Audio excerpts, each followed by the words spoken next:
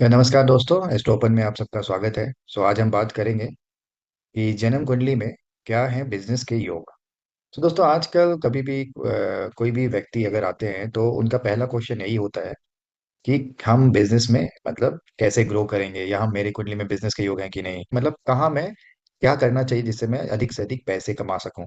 ये क्वेश्चन दोस्तों हमेशा ही एक कॉमन क्वेश्चन रहता है कि आज हम समझेंगे दोस्तों कि क्या ऐसा योग होते हैं जो व्यक्ति की कुंडली में, जो हम देखते हैं कि व्यक्ति की कुंडली में बिजनेस के या पैसे के योग हैं या नहीं। दोस्तों स्टार्ट करते हैं। दोस्तों, जैसा देख रहे हैं कि ये कुंडली में हम सेवेंथ भाव को देखते हैं। इस भाव को देखते हैं जिससे कि हमें पता चलता है कि व्यक्ति की कुंडली में बिजनेस के भाव हैं या नहीं है, क्योंकि सेवेंथ भाव ही हमें बताता है दोस्तों कि पार्टनर या बिजनेस पार्टनर के बारे में। तो जो भी अगर यूनियन के थ्रू, मतलब यूनियन होके हम मतलब एक दूसरे के साथ मिल के अगर जो काम कोई स्टार्ट करे, तो हम सेवेंथ भाव को व्यक्ति के देखते हैं। तो दोस्तों, आज हम सीखेंगे कि सेवेंथ भाव को मतलब कैसे हम जानेंगे कि व्यक्ति के कुंडली में पैसे मतलब बिजनेस के द्वारा प्राप्त करने के योग हैं या नहीं।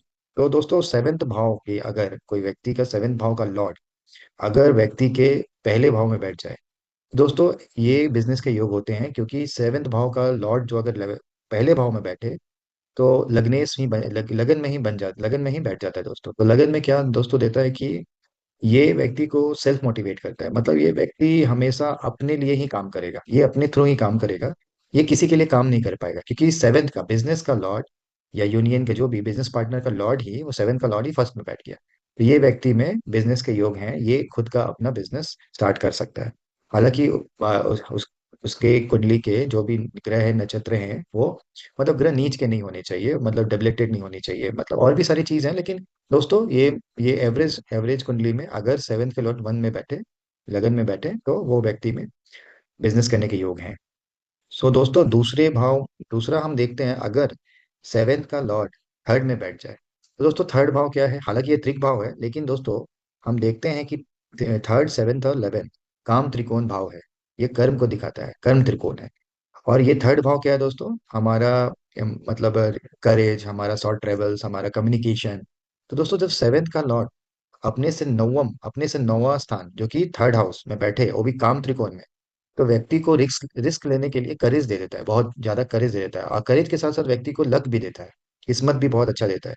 तो व्यक्ति अगर अलाइंड होके, जो व्यक्ति को मतलब लगन लगनेश भाग्य भाग्येश के अकॉर्डिंग अगर बिजनेस चालू करे, तो व्यक्ति को ग्रोथ दे देता है। और व्यक्ति को वो करेज लेने में, मतलब वो करेज के लिए उत्साहित करता है कि आप बिजनेस में रिस्क लो, और वो रिस्क लेता है और वो मतलब आगे बढ़ता चला जाता है। तो ये व्यक्ति जरूर बिजनेस करता है और बिजनेस में बहुत ही नाम कमाता है।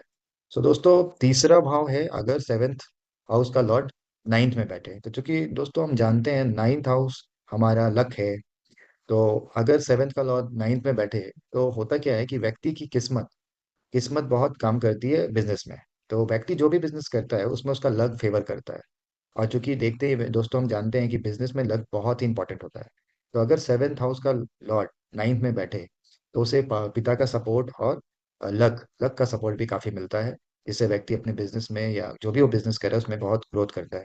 हालांकि इसमें देखा गया है दोस्तों कि व्यक्ति बहुत सारे बिजनेस पहले स्टार्ट करता है, और बहुत सारी चीज को देखते एक्सपीरियंस करके वो जब नाइन्थ हाउस के लॉर्ड के अकॉर्डिंग जो बिजनेस करता है, जो कि उसको सूट करता है, तब व्यक्ति उसमें ग्रोथ करता है। हालांकि और भी चीजें देखना चाहिए दोस्तों कि ग्रह हमारे नीच के हैं, या और भी अलाइनमेंट है कि नहीं, दृष्टि के जुपिटर की दृष्टि पड़ रही है कि नहीं, सैटर्न की दृष्टि है क्या, बहुत सारी चीजें हैं। लेकिन ओवरऑल दोस्तों, अगर सेवेंथ हाउस का लॉर्ड नाइन्थ में बैठे तो ये बिजनेस के अच्छे योग। दोस्तों, लास्ट है सेवेंथ हाउस का लॉर्ड अगर 11th में बैठे, क्योंकि ये डिजायर्स और लाभ का हाउस है दोस्तों, ग्रोथ का हाउस है। तो अगर सेवेंथ हाउस का लॉर्ड 11th में बैठे, तो व्यक्ति 100% मतलब 100% आके 99% तो जरूर दोस्तों कि ये व्यक्ति के अगर सारे मतलब अगर 11th हाउस में जो बैठा है ग्रह नीच के नहीं है, सैटर्न की दृष्टि नहीं है, या वीक नहीं हो रहे हैं, तो व्यक्ति जरूर अपने बिजनेस से लाभ कमाता है, क्योंकि सेवेंथ हाउस का लॉर्ड 11th हाउस व्यक्ति को बिजनेस से लाभ जरूर देते हैं। हालांकि ये और भी चीज़ों पे डिपेंड करता है। दोस्तों, जनरली सेवेंथ हाउस का लॉर्ड फर्स्ट में, सेवेंथ हाउस का लॉर्ड थर्ड में, सेवेंथ हाउस का लॉर्ड नाइन्थ में, और सेवेंथ हाउस का लॉर्ड 11th में अगर हो, तो व्यक्ति के बिजनेस के योग हैं, उसे कम इफर्ट में अगर वो अलाइन होके करे, तो बिजनेस में काफी ग्रोथ कर सकता है और वो अच्छा पैसा कमा सकता है दोस्तों। दोस्तों एक बात क्लियर है कि और भी चीज हमें देखनी पड़ती है कुंडली में बिजनेस के लिए। लेकिन दोस्तों जिसके भी लॉर्ड, सेवेंथ हाउस के लॉर्ड इन चार घर में नहीं है, बाकी किसी और घर में है, तो इसका ये मतलब नहीं है दोस्तों कि वो बिजनेस नहीं कर सकते या ग्रोथ नहीं कर सकते या आगे नहीं बढ़ सकते बिजनेस में। ऐसा कुछ नहीं है दोस्तों, और भी चीजें हैं जो फैक्टर है, बहुत सारी चीजें देखनी पड़ती है। तो ऐसा नहीं है, निराश होने की जरूरत नहीं है दोस्तों। वो और भी चीजें देखनी है, ये मोटा मोटी मैंने एवरेज एक चीज बताई जो कि देखनी चाहिए, जो हम पहले देखते हैं कि व्यक्ति के कुंडली में बिजनेस के योग हैं या नहीं है। तो दोस्तों आशा करता हूँ आपको ये वीडियो पसंद आई होगी। अगर पसंद आई तो दोस्तों हमें लाइक करें, शेयर करें और सब्सक्राइब करें। मिलते हैं दोस्तों, अपना ख्याल रखें। Bye bye.